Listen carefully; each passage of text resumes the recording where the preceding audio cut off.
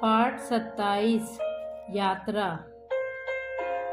पहली विमान यात्रा होने के कारण जेम्स के मन में कुछ भय था।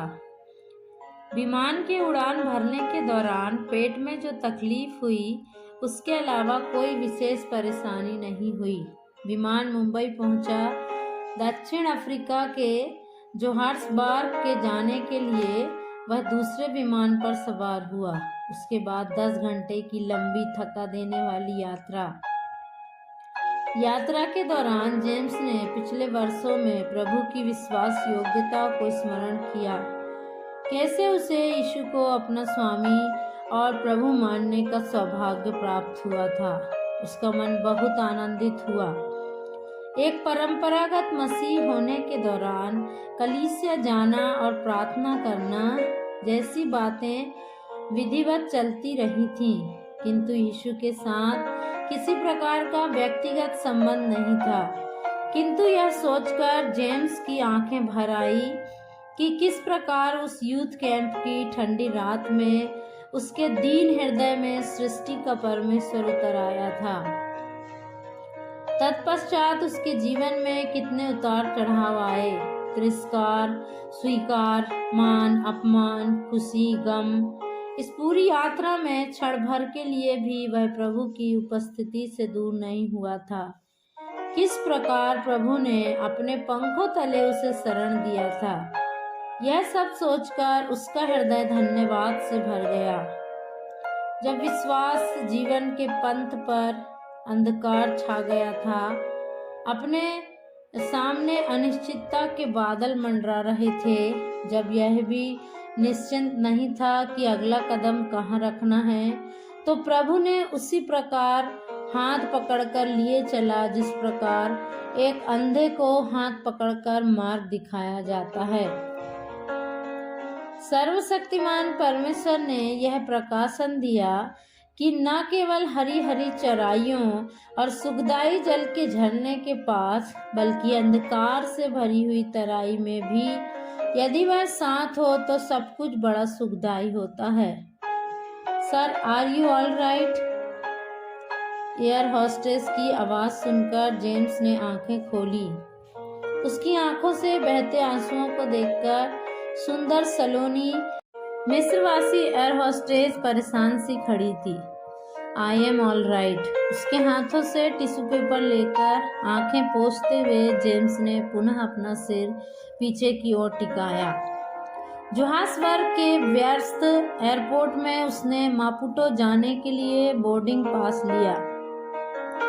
फ्लाइट बोर्डिंग गेट ढूंढने में उसे खासी परेशानी हुई। किसी न किसी तरह उसने जगह ढूंढ लिया। बोर्डिंग में अभी समय बाकी है। जेम्स एयरपोर्ट की खुली बालकनी में चला गया। हल्की ठंडी बयार बहती हुई उसने अफ्रीका की मिट्टी की खुशबू का एहसास किया। इस माटी में अनेक वीर और वीरांगनाओं ने क्रूस के प्रेम के कारण अपने प्राण को तुच्छ जाना था।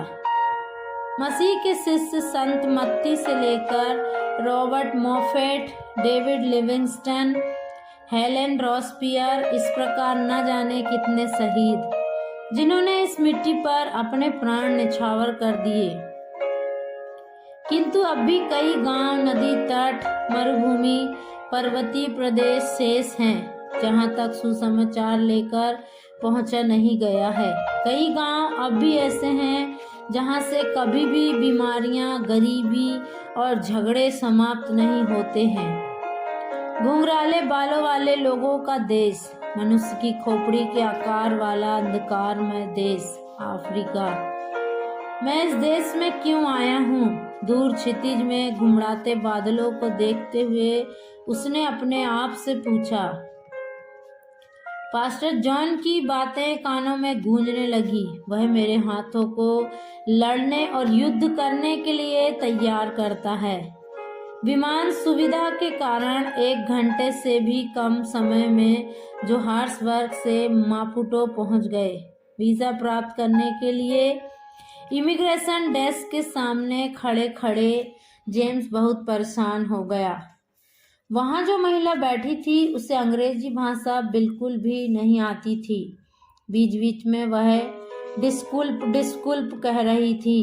बाद में पता चला कि इसका अर्थ माफ़ कीजिए था।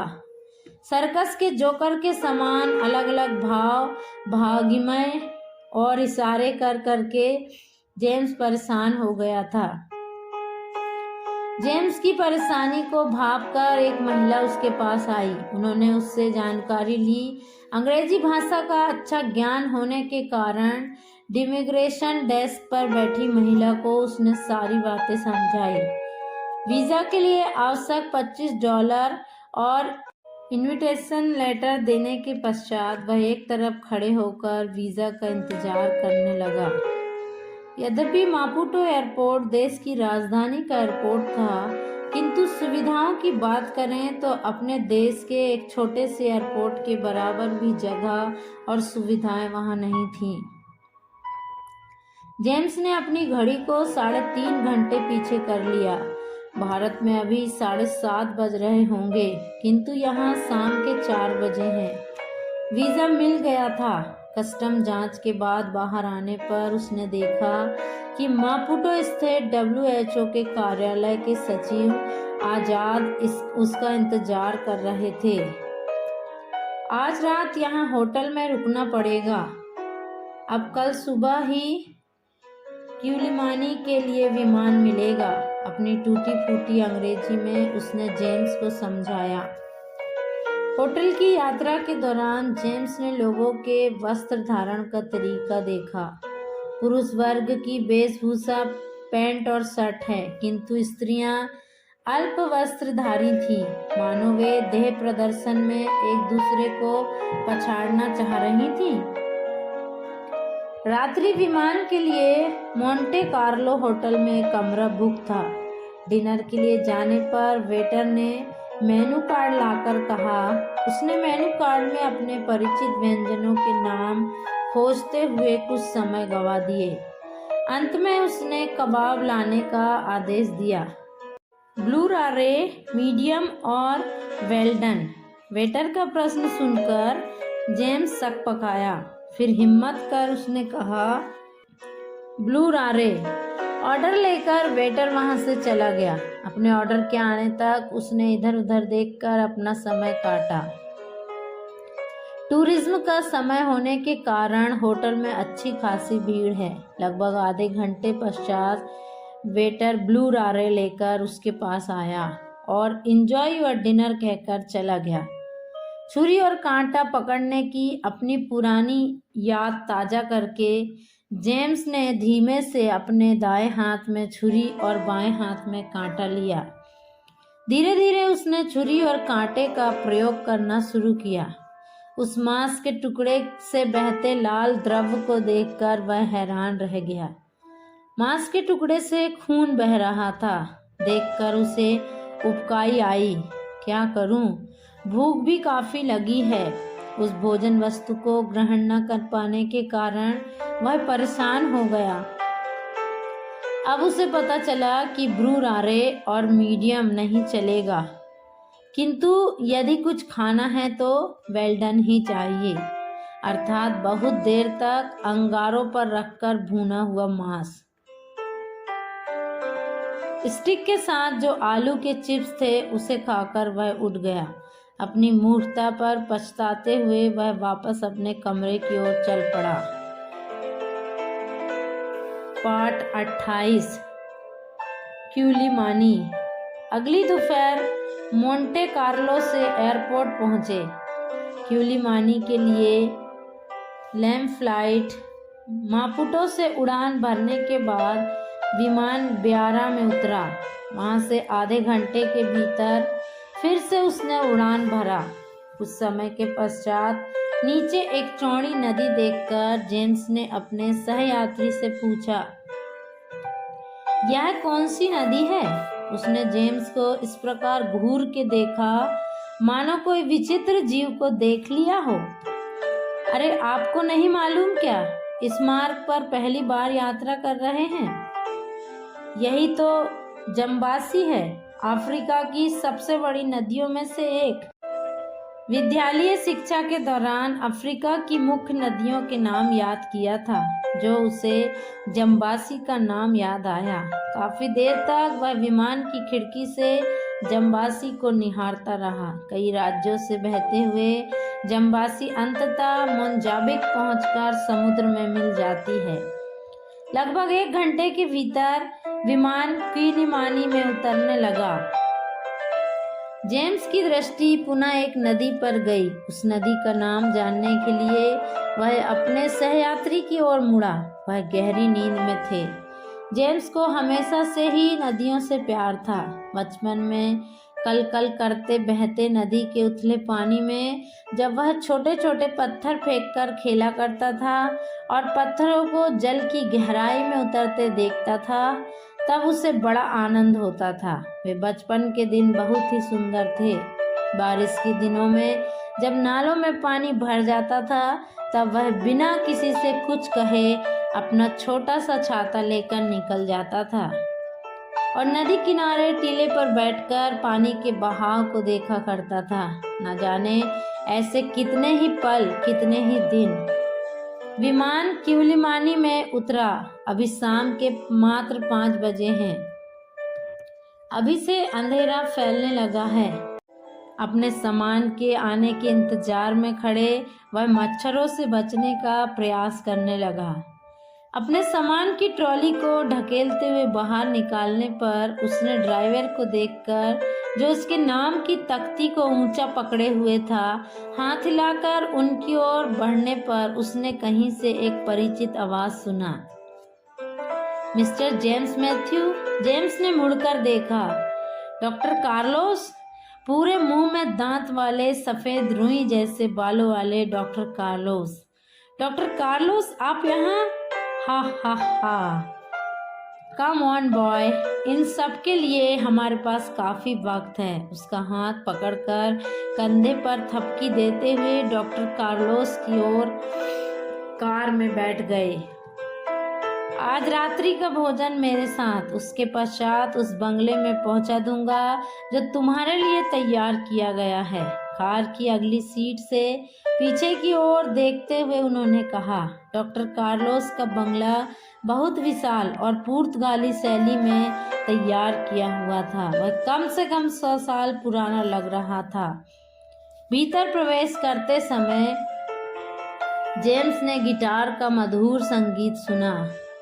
मधुर आवाज में कोई स्पेनिश गीत गा रही थी। ग्लोरिया, डॉक्टर कार्लोस ने पुकारा। Yes dad. गिटार बजाना बंद हो गया था। भीतर से नीली आंखों और सुनहरे बालों वाली 14-15 साल की एक बालिका बाहर आई। श्री जेम्स मैथ्यू से मिलो। जेम्स, यह मेरी बेटी ग्लोरिया है। डॉक्टर कार्लोस ने आपस में उनका परिचय कराया। Hi uncle. ग्लोरिया ने हाथ बढ़ाया। हाय ग्लोरिया, हाउ आर यू? हाथ मिलाते हुए जेम्स ने पूछा। कांच के ग्लास में सेब का रस पीते हुए उसने डॉक्टर कार्लोस की बातचीत से जाना कि किस प्रकार परमेश्वर उसके जाने बिना ही कार्य कर रहा था। जब डॉक्टर कार्लोस भारत से वापस ब्राजील पहुंचे तो WHO ने उन्हें किलिमानी में प्रारंभ किए जा रहे नए अस्पताल परियोजना का मुखिया बनाया। 2-3 महीनों के पश्चात वह किलिमानी पहुंचे। नई परियोजना में लैब निदेशक के पद पर बोलीविया के एक नागरिक को नियुक्त किया गया था, किंतु जब उन्होंने आकर देखा तो उन्हें सुविधाएं और लोग अच्छे नहीं लगे, अतः कुछ ही महीनों में त्यागपत्र देकर वह चले गए। उस रात को डॉक्टर कार्लोस नए व्यक्ति की खोज में WHO के वेबसाइट में पुराने आवेदनों को देख रहे थे। तभी उनकी दृष्टि वर्षों पूर्व जेम्स के द्वारा भेजी गई बायोडाटा पर पड़ी। उस पर लगे फोटो से उन्होंने जेम्स को पहचाना। तत्पश्चात बिना दोबारा सोचे, बिना साक्षात्कार लिए, यहाँ तक कि जेम्स के अनुभव को नज़रअंदाज किए, उन्होंने जेम्स को किलिमानी की परियोजना के लैब निदेशक के रूप में नियुक्त किया। मैंने सोचा कि यह तुम्हारे लिए एक सरप्राइज हो, डॉक्टर कार्लोस ने संक्षिप्त रूप में सारा वृत्तांत कह सुनाया। परमेश्वर के कार्य करने की रीति देखकर जेम्स को आश्चर्य हुआ। रात का भोजन करते हुए जेम्स ने डॉक्टर कार्लोस के परिवार के विषय में जानकारी लिया। उनकी पत्नी भी एक चिकित्सक थी, डॉक्टर सोनिया। वह हेल्थ एलायंस इंटरनेशनल नामक संस्था में एक ऊंचे पद पर कार्यरत है। स्पेन वंशीय डॉक्टर कार्लोस का जन्म और पालन पोषण उत्तरी अमेरिका के उरुग्वे में हुआ था। उनके पूर्वज सदियों पूर्व उरुग्वे में प्रवासी बन गए थे, किंतु अब भी वे स्पेन की अपनी जड़ों को बनाए हुए हैं। डॉक्टर सोनिया स्पेन की मूल निवासी हैं। उनके माता पिता और अन्य रिश्तेदार अब भी स्पेन में ही हैं। 20 वर्षों पूर्व क्यूबा में किसी सामाजिक कार्य के दौरान उनकी मुलाकात हुई थी। पहचानने बढ़ने के पश्चात उन्होंने आपस में विवाह कर लिया। लैटिन अमेरिका के देशों में जबकि विवाह और विवाह मोचन समस्या बात है, डॉक्टर कार्लोस और उनकी पत्नी 20 वर्षों से विवाहित हैं। डॉक्टर सोनिया पिछले 1 सप्ताह से किसी विदेशी दौरे पर हैं। 1 महीने बाद ही उनकी वापसी होगी। बातचीत करते हुए उन्हें पता ही नहीं चला कि कितना समय बीत गया। समय काफ़ी निकल गया था। समय काफ़ी हो गया है, मैं आपको घर तक पहुंचा देता हूं। डॉक्टर कार्लोस अपनी कुर्सी से उठ खड़े हुए। मच्छरों से बचना, मॉस्किटो रिपेलेंट का उपयोग करना मत भूलना। यहाँ पर मलेरिया का प्रकोप काफ़ी रहता है। कार में यात्रा करते हुए डॉक्टर कार्लोस ने स्मरण दिलाया। उनकी कार जेम्स के लिए तैयार बंगले के सामने जाकर खड़ी हुई। चौकीदार ने आकर आदरपूर्वक गेट खोला। डॉक्टर कार्लोस ने मुख्य द्वार खोला। छोटा सा किंतु मनोहर घर, दीवारें और फर्श सब कुछ लकड़ी का बना है। ईंट और सीमेंट के बगैर निर्मित एक फ्रेंच शैली का लकड़ी का घर। पहली नज़र में ही जेम्स को अपना नया आवास पसंद आ गया। यह घर लैब की 4 दीवारी से सटा हुआ था। पिछले गेट से जाने पर केवल 50 मीटर की दूरी पर आप सो जाइए। नाश्ते का सामान रसोई में रखा है। मैं सुबह 10 बजे आ जाऊंगा। बाकी बातें कल करेंगे। बोबा नोइट। डॉक्टर कार्लोस ने विदा लिया। उनकी अंतिम बात उसे समझ में नहीं आई। लंबी यात्राओं के बाद वह बेहद थक गया था। नहाने के पश्चात उसने कुछ समय परमेश्वर की स्तुति में उसकी उपस्थिति में व्यतीत किए। उसकी हर भलाई के लिए उसने परमेश्वर को धन्यवाद दिया। क्यूलिमानी में यह उसकी पहली रात थी। पार्ट 29। बोन सिनाइज। श्रिट श्रिट श्रिट। उस अजीब सी आवाज को सुनकर जेम्स पलंग पर से उठ खड़ा हुआ। उसने अपनी घड़ी देखी। समय 6:30। यह कैसी आवाज है? झिंगरों की आवाज से भी तेज। उस आवाज के उद्गम स्थल को खोजने के लिए उसने खिड़की खोली। पास ही लगे नारियल के पेड़ से समुद्री चमगादड़ उड़ान भर रहे थे। उन गंदे जीवों ने नारियल की पत्तियों और नारियलों को बर्बाद कर दिया था। अपने गांव में वह चिड़ियों की चहचहाहट से पलंग छोड़ता था, किंतु अब यहाँ समुद्री चमगादड़ों की कानों के लिए अरुचिकर आवाज सुनकर उठना पड़ेगा। वापस आकर उसने करवटें बदलते हुए कुछ देर और सोने का विफल प्रयास किया। अपने अटैची खोलकर उसने पेस्ट और ब्रश निकाला और ब्रश करने के पश्चात चेहरा धोया। यात्रा की थकान अब भी काफी थी। जेम्स सामने स्थित कमरे में पहुंचा। दरवाजा खोलकर वह बाहर निकला। वह अपनी आंखों पर विश्वास नहीं कर पा रहा था। घर के सामने सड़क के उस पार एक विशाल नदी बह रही थी।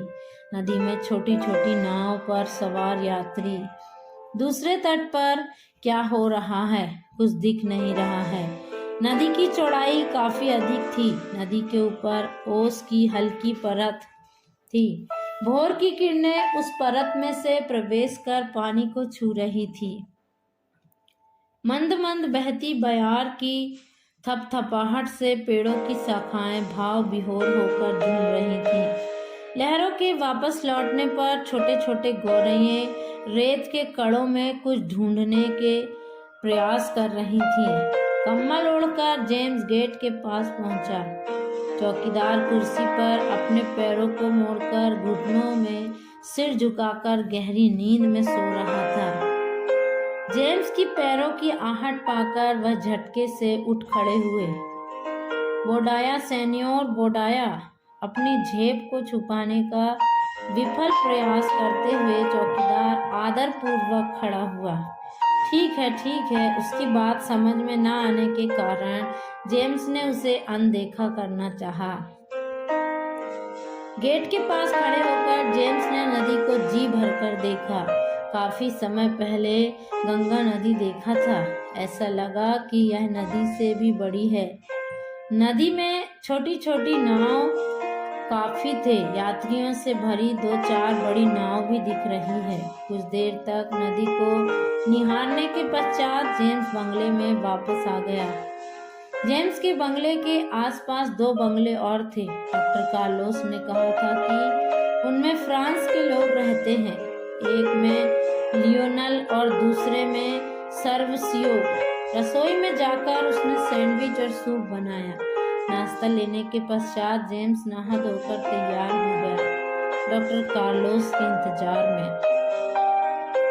आज यहाँ सेना दिवस है, दफ्तरों में छुट्टी है, आज लैब भी नहीं खुलेगा, अतः मैं आपको क्यूलिमानी घुमा लाऊंगा। बाहर निकलते हुए डॉक्टर कार्लोस ने कहा, यह कौन सी नदी है? बहुत ही मनमोहक है। कार में प्रवेश करते हुए सड़क की दूसरी ओर इशारा करते हुए जेम्स ने जानना चाहा। जेम्स उत्सुकता पूर्वक पूछा,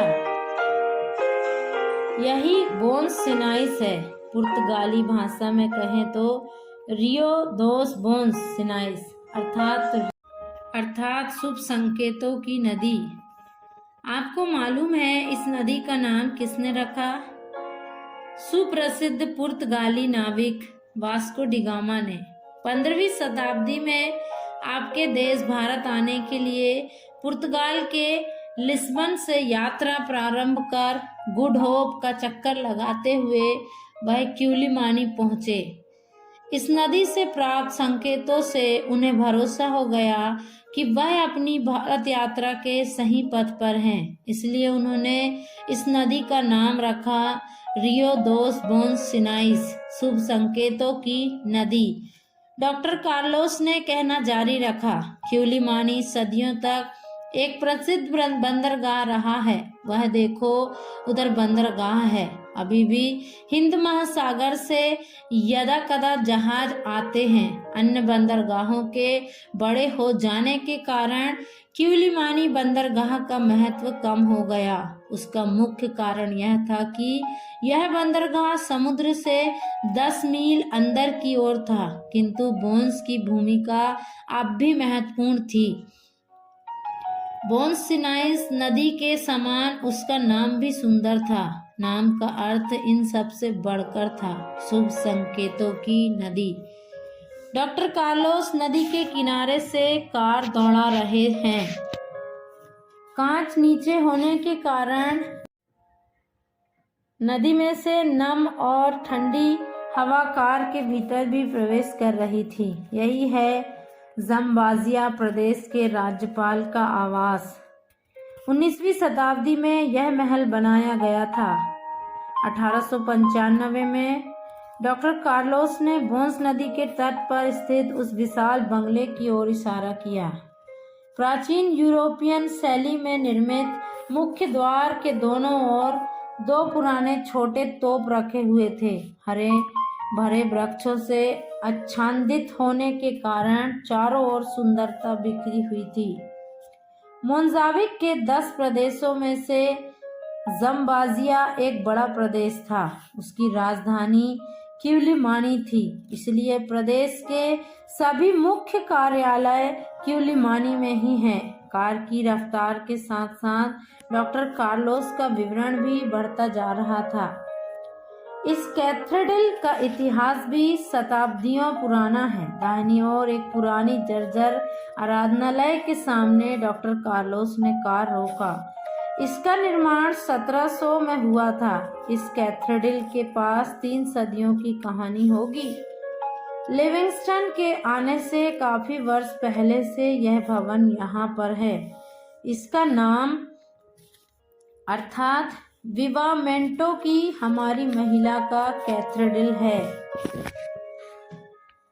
क्या? किसके आने से पहले? डॉक्टर कार्लोस के मुंह से लिविंगस्टन का नाम सुनकर जेम्स की उत्सुकता बढ़ गई। लिविंगस्टन के आने से पहले डेविड लिविंगस्टन, क्या उनके बारे में नहीं सुना है? आपका मतलब डॉक्टर लिविंगस्टन से है, अफ्रीका के श्रेष्ठ मिशनरी? जेम्स की बातों में आश्चर्य था। हाँ, उन्हीं के बारे में। अद्भुत है, आश्चर्य, अविश्वसनीय। क्या डेविड लिविंगस्टन क्यूलिमानी आए हैं? बचपन में पाठ्य पुस्तकों में और आगे चलकर मिशनरी वीरों के जीवन वृत्तांतों से परिचित होते समय डेविड लिविंगस्टन के जीवन परिचय ने उसे बहुत आकर्षित किया था। और अब देखा, इस नई जानकारी ने उसके अंदर आवेग भर दिया है कि क्यूलिमानी की इस मट्टी में डेविड लिविंगस्टन के कदम पड़े हैं। उन्होंने तो विक्टोरिया राजप्रपात और नील नदी का उद्भव आदि की खोज करते हुए अफ्रीका के वनों की खाक छानी थी। पर वे यहाँ क्यों आए थे? उत्सुकता पूर्वक पूछे गए जेम्स के प्रश्न को सुनकर उन्होंने कार के इंजन को पुनः बंद किया और एक इतिहासकार की तरह कहने लगे। डॉक्टर लिविंगस्टन की सुप्रसिद्ध ट्रांस अफ्रीकी यात्रा अंटार्कटिक बंदरगाह लुबांडा से प्रारंभ होकर क्यूलिमानी में समाप्त हुई थी। अफ्रीका के बीच से उनकी यह महत्वपूर्ण यात्रा के माध्यम से ही बाहर के लोगों ने अफ्रीका के भीतरी प्रदेशों की काफी जानकारी प्राप्त किया।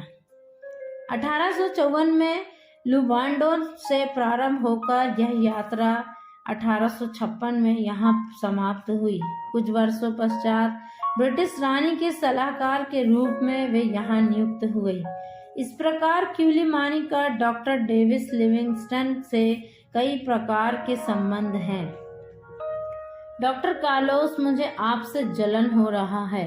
इस क्यूलिमानी के बारे में और इसके इतिहास के बारे में आपकी जानकारी काफी गहरी है।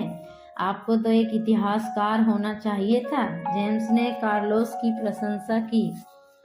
मिस्टर जेम्स, इसमें इतनी बड़ी बात नहीं है। बचपन से ही इतिहास और इतिहास की खोज मुझे आकर्षित करती है, इसलिए जहाँ भी जाता हूँ उस स्थान के विषय में महत्वपूर्ण जानकारियाँ इकट्ठा करने का प्रयास करता हूँ। बस इतनी सी बात है। डॉक्टर कार्लोस के शब्दों की विनम्रता उनके स्वभाव का परिचक थी। उसके पश्चात डॉक्टर कार्लोस ने उसे वह रेलवे स्टेशन और मछुआरों का बंदरगाह आदि दिखाया जो सदियों पूर्व से क्यूलिमानी में थे।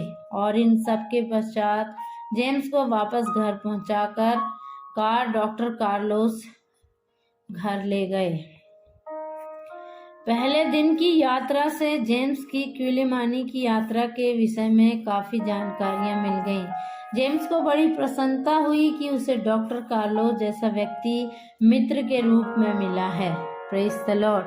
प्रभु आप सबको आशीष दे।